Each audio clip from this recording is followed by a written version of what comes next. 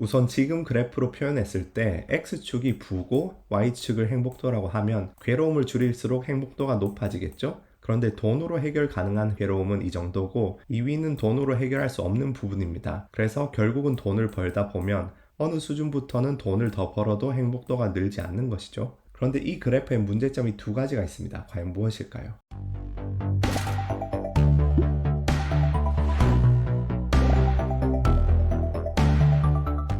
안녕하세요. 월가 아재입니다. 오늘은 지난 시간에 이어서 경제적 자유에 대해서 이야기해 보겠습니다. 경제적 자유의 최종 목적지, 부제는 경제적 자유를 얻고서도 망하는 세 가지 유형. 지난 시간에는 경제적 자유의 네 가지 요소에 대해 알아봤어요. 실력, 리스크, 비효율성, 그리고 시간에 대해서. 그런데 다들 아시다시피 경제적 자유는 최종 목적지가 아닌 수단에 불과합니다. 경치를 즐기려고 등산하는 걸 예로 들어보죠. 경치를 즐기는 게 주 목적이라면 경치가 좋은 산을 잘 골라야 하고 올라가는 길에 경치도 좋으면 금상첨화겠죠? 그런데 경치라는 주 목적에는 신경을 안 쓰고 어느 산이든 꼭대기만 가면 경치 좋겠지 생각해서 일단 아무 산이나 오르는 데만 집중하면 가파르고 메마른 산을 잘못 탈 수도 있고 그러면 이거 아직 덜 올라가서 경치가 별로인가 싶어서 계속 잘못된 산을 더 높이 오르는 것에만 집착하게 되겠죠? 비슷하게 경제적 자유를 얻는 것도 잘못된 길로 자꾸만 갈 수가 있습니다. 그렇기 때문에 경제적 자유를 꿈꾸신 분이라면 먼저 내가 왜 경제적 자유를 원하는지 꼭 한 번쯤은 생각해 보셔야 돼요. 경제적 자유를 추구하는 이유가 표면적으로는 답이 다양하게 나올 수가 있어도 그 본질은 모든 사람들이 공통적으로 똑같습니다. 쾌락을 추구하고 욕망을 충족시키거나 인생을 살아가면서 생기는 괴로움을 없애기 위하여. 이 둘 중 하나인데 사실은 동전의 양면처럼 같은 이유죠. 지금 당장 쾌락을 못 누리는 그 갈증 또한 괴로움이니까요. 예를 들어서 보기 싫은 상사 보면서 계속 회사를 다녀야만 하는 괴로움, 병원비를 내지 못하는 괴로움, 부모님께 많은 용돈 드리지 못하는 괴로움, 사고 싶은 것을 사지 못하는 괴로움, 멋진 스포츠카, 럭셔리한 집을 사지 못하는 괴로움.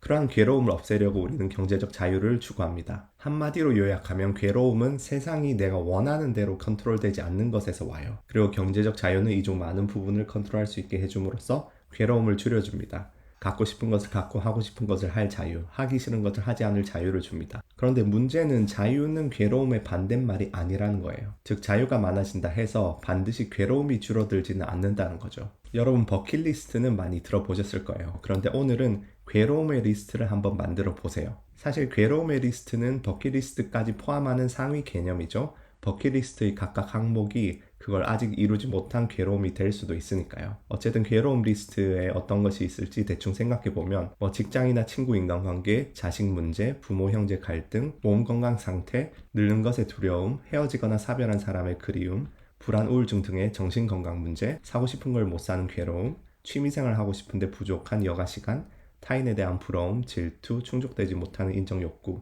다니기 싫은 직장, 외모에 대한 불만족, 그 외에도 많을 거예요. 그래서 다음 장으로 넘어가기 전에 한번 영상을 멈추시고 꼭 본인의 괴로움 리스트를 한번 만들어 보세요. 그리고 여기에는 현재뿐만 아니라 미래에 생길 수도 있는 괴로움도 추가를 하셔야 합니다. 특히 예를 들어서 젊은 사람이면 건강 문제, 지금 건강에 문제가 없더라도 일단은 넣어둬야 됩니다. 경제적 자유를 미래에 잃었을 때 그때가 되어서 괴로움의 원인이 될 수 있는 요소들도 함께 넣어서 리스트를 작성하시는 게 현명해요. 자, 그럼 리스트를 다 작성하셨으면 이 중에서 어떤 항목이 돈으로 해결 가능한지 표시를 한번 해보세요. 지금 제가 나열하는 것들 중에서는 이렇게 네 가지 정도가 돈으로 해결되지 않을까 싶습니다. 다른 부분들은 돈이 있으면 도움이 될 수는 있겠지만 늙는 것이나 몸 건강이나 헤어진 사람과 그리움, 인간관계나 정신건강 등은 본질적으로 돈만으로는 힘들겠죠? 이렇게 부는 일정 수준까지는 괴로움을 없애줍니다. 하지만 모든 괴로움을 없애주지는 않아요. 제가 선행편 12편에서도 여러 연구를 언급했지만 어떤 결과나 통계 자료를 봐도 일관적인 메시지고 상식적으로도 생각해보면 그렇죠? 여기까지 보신 분들은 참 진부한 이야기를 하네, 그런 생각을 하시는 분들이 꽤 많을 거예요. 어쨌든 일정 수준까지는 행복도가 오르는 게 맞지 않느냐, 돈에 비례해서 더 이상 행복도가 올라가지 않는 수준은 거의 연소득 1억 가까이 가서나 그런 건데 그 소득 수준까지 갈 수 있을지 없을지도 불확실한 상황에서 이런 탁상 공론해서 무슨 소용이냐. 일단은 거기까지는 돈 버는데 집중해야지. 왜 지금 이런 논의를 하느냐. 그런데 반드시 지금 아직 경제적 자유를 얻지 못했을 때 이 논의를 하셔야 합니다. 산을 오르기 전에 어떤 산을 오를지 알아야 되는 거죠. 그래야 미래의 경제적 자유를 정말 쟁취하셨을 때 후회를 하지 않으세요. 우선 지금 그래프로 표현했을 때 X축이 부고 Y축을 행복도라고 하면 괴로움을 줄일수록 행복도가 높아지겠죠? 그런데 돈으로 해결 가능한 괴로움은 이 정도고 2위는 돈으로 해결할 수 없는 부분입니다. 그래서 결국은 돈을 벌다 보면 어느 수준부터는 돈을 더 벌어도 행복도가 늘지 않는 것이죠. 그런데 이 그래프의 문제점이 두 가지가 있습니다. 과연 무엇일까요? 첫 번째는 이게 평균적인 그래프일 뿐 개개인을 놓고 보면 천차만별로 나온다는 점이고요. 두 번째는 각 소득 수준의 사람들을 같은 기간에 조사한 결과라는 거예요. 시간의 변화를 나타내는 게 아니라 동일 시간에 고정된 값들이에요. 예를 들어 어느 정도는 흙수저, 동수저, 은수저, 금수저인 부분들이 반영되었을 가능성이 크죠. 우리에게 중요하고 우리가 알고 싶은 것은 어떤 사람이, 특히 나 자신이 이 지점에서 이 소득 계층에서 위로 이동하려고 노력할 때 시간의 변화와 함께 어떤 일이 일어나는지, 그게 굉장히 중요한 것인데 이 그래프는 보여주지를 않아요. 그래서 부가 축적되면서 시간도 흐른다 가정할 때 실제로는 사람별로 경제적 자유를 이뤄나가면서 천차만별의 양상을 나타내게 됩니다. 모든 경우를 다 다룰 수는 없지만 대표적인 케이스 몇 가지만 다뤄보죠. 자, 이제는 X축이 V축적만 나타내는 게 아니라 시간의 변화도 함께 나타낸다고 생각하셔야 돼요. 시간이 흐르면서 경제적 자유에 다가간다 가정하는 거죠. 첫 번째 예시는 돈을 벌면서 점점 쾌락에 탐닉하는 케이스. 사실 이 케이스가 젊은 나이에 돈을 많이 버는 사람들에게서 많이 나타나요. 행복에 대한 고민, 자기절제, 수신이 동반되지 않고서 돈을 벌기 시작하면 처음에는 쾌락 때문에 행복도가 더 좋을 수는 있어요. 그러나 돈으로 사는 대부분의 쾌락, 술, 담배, 유흥, 마약 등은 항상 동전의 양면처럼 반대급부로 괴로움을 동반합니다. 숙취, 건강 악화, 외로움, 정신건강 악화. 그리고 그러한 쾌락에는 한계 효용 체감의 법칙이라는 것이 존재하죠. 모든 쾌락은 처음 겪을 때 가장 강렬하고 익숙해지면 질수록 무뎌져서 더 강렬한 쾌락이 아니면 충족이 안 돼요. 그건 본질적으로 인간 뇌의 도파민 보상 시스템이 그런 식으로 디자인되었기 때문이죠. 그래서 이렇게 부를 쌓으면서 쾌락을 즐기고 시간이 흐르면 한계 효용 체감의 법칙 때문에, 그리고 쾌락이 따른 부작용 때문에 점점 행복도가 낮아져 갑니다. 그리고 그러다 보면 돈까지도 흥청망청 탕진해 버리게 돼요. 이제 유턴해서 왼쪽으로 가면서 더 불행해지는 거죠. 경제적 자유라고 하죠. 그런데 자유라는 것이 행복의 동의어는 아니에요. 자유를 감당할 준비가 안 된 사람에게 자유는 양날의 검이 될 수 있습니다. 미국의 스포츠 주관주야 NBA 선수협회에 따르면 NBA 농구 선수 60%, 그리고 미식 축구인 NFL 선수 78%가 은퇴 후 5년대로 파산하거나 재정적 어려움을 겪는다고 해요. 조금 더 학술적인 논문에서는 파산율 자체는 15%대라고 하는데 어쨌든 일반인과는 비교도 안 되게 높습니다. 미식 축구나 농구 선수들은 양쪽 다 젊은 나이에 어마어마한 돈을 벌죠. 그리고 젊은 나이에 은퇴를 하죠. 그 자유를 주체하지 못해서 아까 전에 그런 그래프로 가는 거죠. 두 번째 케이스는 경제적 자유를 위해서 현재의 행복을 포기하는 케이스예요. 욜로족이 좋다는 건 아니에요. 미래를 위해 저축하는 것은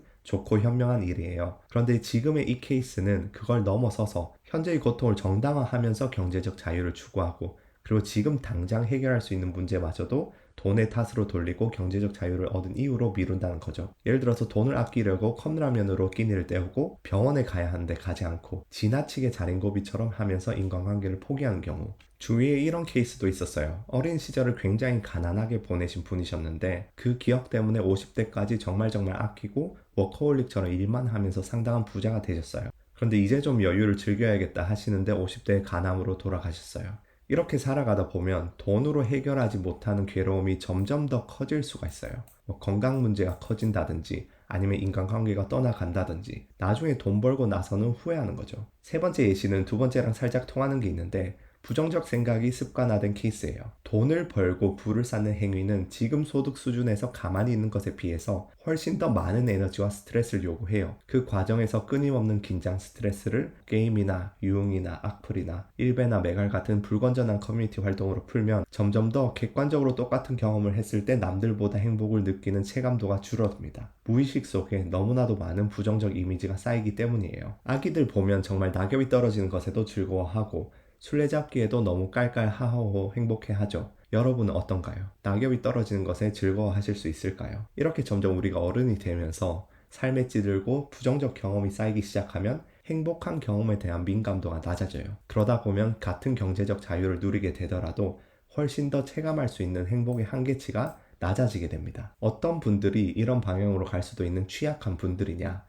바로 아까 전에 말씀드렸듯이 일단은 돈 벌고 나서 고민해야겠다는 태도를 가진 분들. 돈이 일정 수준부터는 행복을 살 수 없는 건 알겠는데 그 일정 수준까지는 돈으로 살 수 있으니까 그때까진 돈만 보겠다는 분들. 그런 분들은 벌어도 충분한 행복감을 느끼지 못하게 되면은 아직 덜 벌어서 그런 건가 라는 착각을 하게 되고, 그런 와중에 한 발짝 잘못 디디면 월가제 썰 영상에서 나왔던 그런 대여 계좌나 내부자 거래 등의 불법적인 걸로라도 돈을 벌려고 하는, 벌어도 배가 고픈 아귀족 속으로 떨어질 수도 있어요. 내가 돈이 없어서 행복하지 못하다는 생각을 너무 강하게 가지고 있으면 이 그래프가 평탄해지는 구간에 들어왔는데도 아직 돈이 부족해서 충분히 행복하지 않은 거라는 착각을 하게 되고, 여기 가서야 돈 문제가 아니었구나라고 때늦은 후회를 하게 됩니다. 그래서 올바른 경제적 자유를 추구하기 위해 필요한 부분을 5가지 정리를 해보았어요. 1번, 괴로움 리스트를 만들기. 2번, 나의 모든 괴로움이 돈의 문제가 아니라는 것을 직시하기. 3번, 현재 해결할 수 있는 문제들부터 해결해 나가기. 4번, 올바른 방법과 마인드로 경제적 자유 추구하기. 5번, 행복을 최적화하는 습관 들이기. 하나씩 살펴보도록 하죠. 괴로움 리스트를 만드는 건 앞에서 해봤죠. 젊은 분들은 여기다가 건강 추가하시는 걸 잊지 마시고요. 현재 시점뿐만이 아니라 경제적 자유를 이룬 시점에서 발생할 수 있는 잠재적 괴로움도 포함해서 리스트를 만드셔야 합니다. 두 번째 단계도 아까 전에 했는데, 이 리스트에서 돈으로 해결할 수 있는 문제는 무엇인지 표시하고 내 모든 괴로움이 돈의 문제는 아니라는 것을 직시하셔야 합니다. 그러고서 세 번째 단계는 현재 해결할 수 있는 문제들부터 짬짬이 해결해 나가셔야 한다는 것이에요. 3가지 이유를 들어보면 돈을 벌면 행복하기도 하지만 행복해야 돈을 더 잘 번다는 점, 어떤 문제들은 묵혀두면 괴로움이 증가하고 시간이 지나면 해결 불가능하게 된다는 점, 또 부정적 사고에 길들여지면 질수록 나중에 변하기가 더욱더 힘이 든다는 점, 하나씩 살펴보도록 하죠.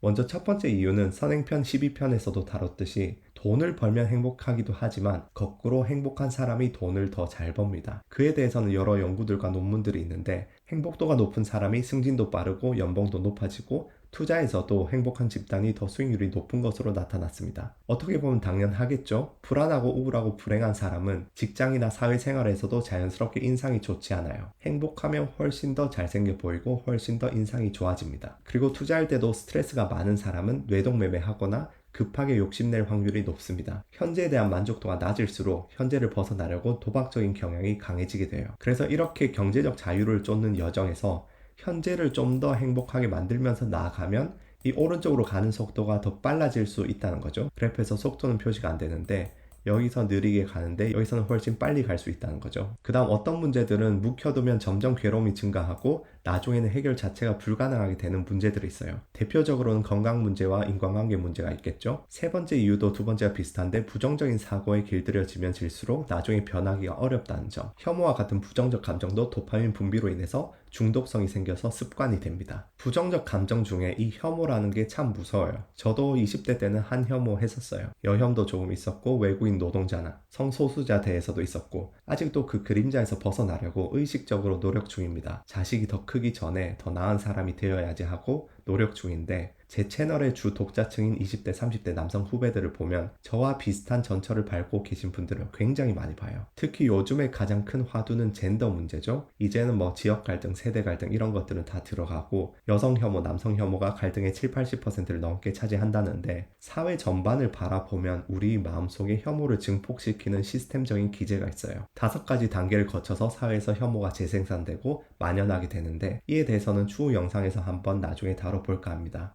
이런 민감한 문제는 어떻게 말하더라도 욕을 먹게 되어 있기 때문에 안 다루는 게 유튜버로선 현명할 수도 있는데, 그래도 동생 같은 20대 친구들 몇 사람의 마음에라도 닿을 수 있으면 그런 걸 감수할 만하지 않을까 싶어서 나중에 한번 다뤄보겠습니다. 그리고 잠시 월가제 채널에서는 투자 재테크 전반을 다루고 있는데 영상마다 한 땀 한 땀 정성 들여 만들고 있습니다. 채널 구독해 주시고 알림 설정을 해주시고 많이 알려주시면 큰 힘이 될 뿐더러 이번 겨울부터 많은 재미난 프로젝트들이 시작될 거니까 구독과 좋아요, 알림 설정 부탁드리겠습니다. 그래서 올바른 경제적 자유를 위한 실천, 3번째 단계까지 다뤘는데요. 4번째 단계는 경제적 자유 전편 영상에서 다뤘죠. 올바른 방법과 마인드로 경제적 자유 추구하기.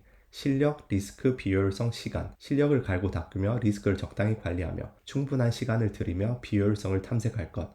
전편 영상 참조하시면 되겠고요. 마지막 단계는 부가 아니라 행복을 최적화하는 습관을 들이기예요. 여기서 우리 목표는 위로 올라가는 것이지 마냥 오른쪽으로 가는 게 목표가 아니란 거죠. 오른쪽으로 가는 게 위로 올라가는 데 도움이 되기 때문에 가는 거죠. 그리고 또 한 가지 중요한 것은 단기적인 행복이 아니라 장기적으로 행복도를 올리는 방향이어야 한다는 것이에요. 예를 들어서 추가적인 여가 시간이 주어졌어요. 이걸 어떻게 활용하면 좋을까요? 명상과 취미를 즐기거나 가족과 시간을 보내면 부위 축적에는 도움이 안 되겠지만 행복도는 조금 올라가겠죠? 반면 그 시간에 쉬지 않고 돈을 더 벌겠다고 스트레스를 엄청나게 받으면 부는 축적되겠지만 행복도는 조금 더 낮아지겠죠.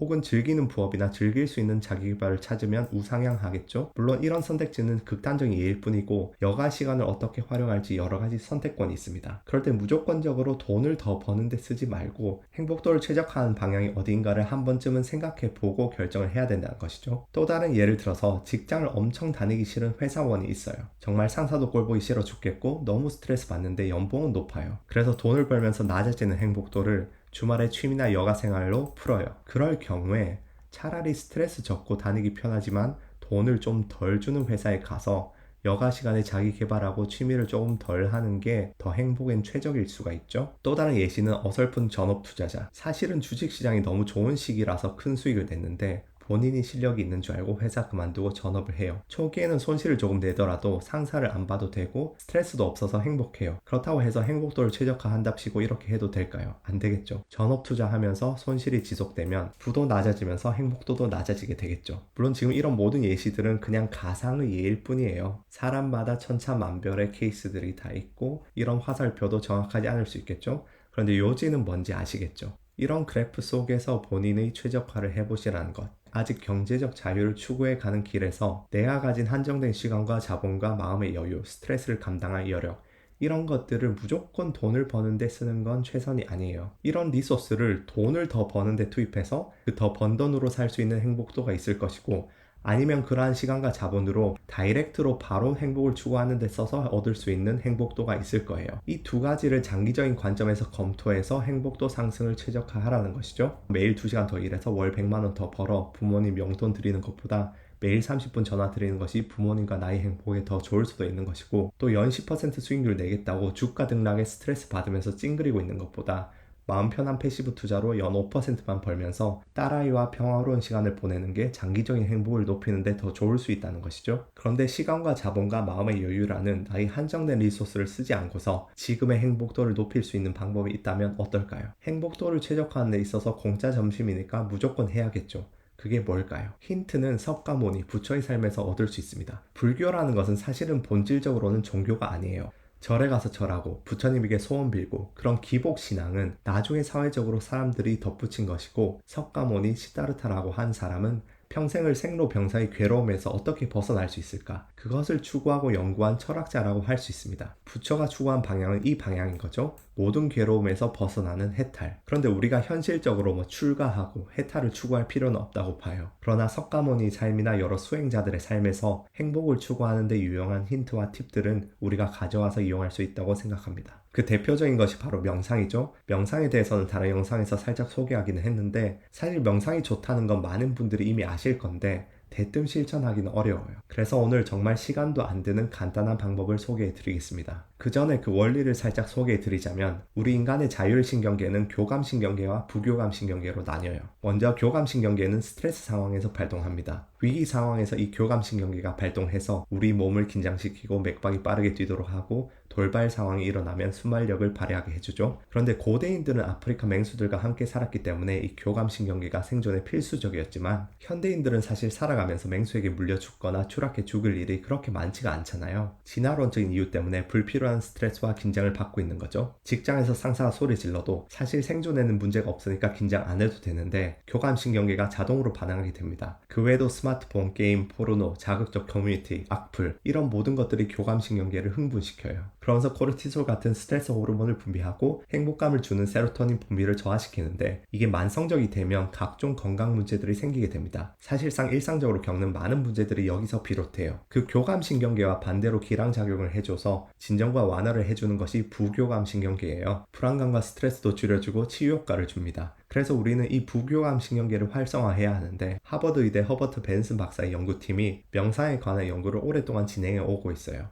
예를 들어 진원 명상이라고 하는 만트라 명상이 교감신경계를 반응하게 하는 유전자의 발현을 억제해서 체세포 손상을 예방해주는 효과를 준다고 합니다. 이런 내용들은 저번에 영상에서도 추천드렸던 이 책에 잘 나와 있습니다. 광고도 아니고 저자분도 저와는 상관없는 서울대 심리학과 교수님이신데 찾아보니 작년에 별세하셨다고 하더라고요. 근데 정말 좋은 책이니까 이런 내용에 관심 있으신 분들은 이 책을 추천합니다. 그런데 제가 이런 이야기를 영상에서 해도 당장 명상하러 갈 분들은 많지 않을 거예요. 대부분 좋구나, 언제 한번 해봐야겠다 생각하고 말지, 아니면 빌 받아서 하시더라도 대부분 작심삼일이 될 거예요. 왜냐하면 저부터도 마찬가지라서 하다가 말다가 하게 되더라고요. 그래서 제가 효과를 본 방법은 정말 시간이나 돈 필요 없이 할 수 있는 최소한의 간단한 명상부터 시작하는 거예요. 그게 바로 호흡이에요. 우리는 대부분의 시간 동안 가슴으로 얕은 호흡을 쉬거든요. 그런데 이거를 배로 하는 깊은 호흡으로만 한번 바꿔보세요. 그냥 가슴이 아니고 배가 들락날락 하면 돼요. 의식적으로 하다가 또 까먹으면 다음에 생각났을 때 하시면 돼요. 걸으면서 생각나면 해봐도 되고, 자기 전에 또 생각나면 해봐도 되고, 그럴 때마다 부교감 신경계가 활성화되는 효과가 있습니다. 동물들도 관찰해보면 육식 동물들은 깊은 호흡을 쉬고, 항상 긴장해 있어야 되는 초식 동물들은 팔딱팔딱 얕은 호흡을 하거든요. 그 외에 또 한 가지 행복도를 높이는 방법은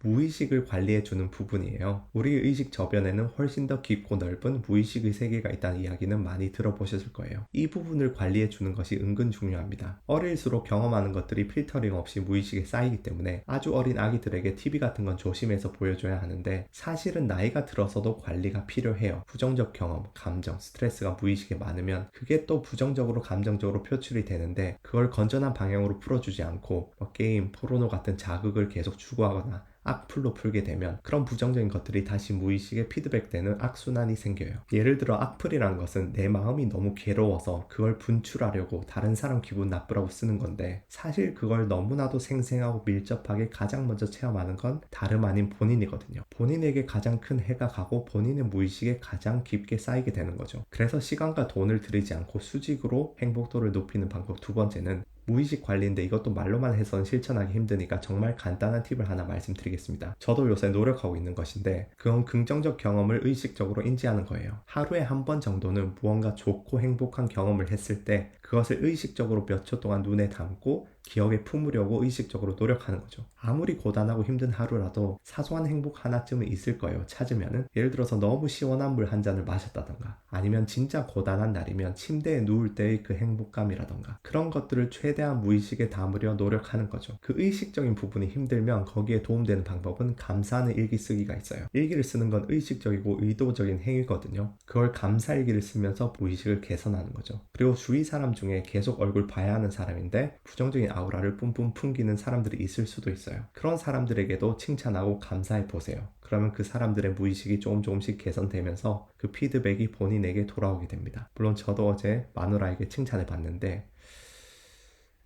잘 되는지는 좀 더 지켜봐야. 그래서 오늘 경제적 자유의 공식 후편 요약해보면, 우리가 경제적 자유를 쫓는 이유는 괴로움, 즉 세상이 내가 원하는 대로 컨트롤되지 않는 것을 피하기 위해서입니다. 그러나 사람들이 가진 괴로움 중에 일부만 돈으로 해결할 수 있을 뿐이고, 자유를 감당할 준비가 안 된 사람에게 주어진 부는 부작용이 있을 수 있어요. NBA나 NFL 선수들처럼. 그리고 우리가 경제적 자유를 추구해 나감에 있어서 현재의 모든 불행을 돈의 탓으로 돌리고 행복해지려는 노력을 경제적 자유 이유로 미뤄서는 안 된다는 점, 그런 것들을 염두에 두신 채로 올바른 경제적 자유를 추구하는 방법, 1번 나의 괴로움 리스트를 만들기, 2번 나의 모든 괴로움이 돈의 문제가 아니라는 것을 직시하기, 3번 현재 해결할 수 있는 문제들부터 해결해 나가기, 4번 올바른 방법과 마인드로 경제적 자유 추구하기, 5번 부가 아닌 행복을 최적화하는 습관 들이기, 그리고 오늘 지금 당장 할 수 있는 간단히 행복도를 높이는 방법, 교감신경계는 안정시키고 부교감신경계는 활성화하는 방법으로 명상에 있는데 간단히 호흡을 깊게 하는 습관만 들여도 아주 좋고 부교감신경계를 활성화할 수 있다는 부분, 그리고 두 번째는 긍정적 경험을 의식적으로 인지하면서